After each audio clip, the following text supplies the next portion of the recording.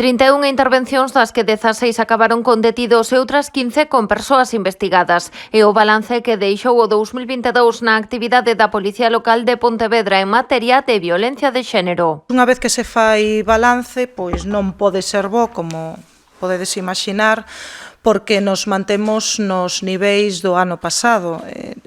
Falamos de 31 intervencións por delito, o que supón eso, que se fixeron 31 atestados relacionados con violencia de xénero. Toda esta información está recollida na Memoria de Actuacións da Policía Local sobre violencia de xénero, un documento que achega máis datos, como que o 44% dos agresores detectados ten entre 25 e 35 anos. Na actualidade, a Policía Local pontevedresa ten 15 vítimas en protección. Queda moito traballo por facer, e, por suposto, dende a Policía Local seguiremos facendo unha atención especial non só a través do grupo de violencia de xénero, pero especialmente co coidado e o seguimento do grupo de violencia de xénero a este tipo de delitos de violencia de xénero.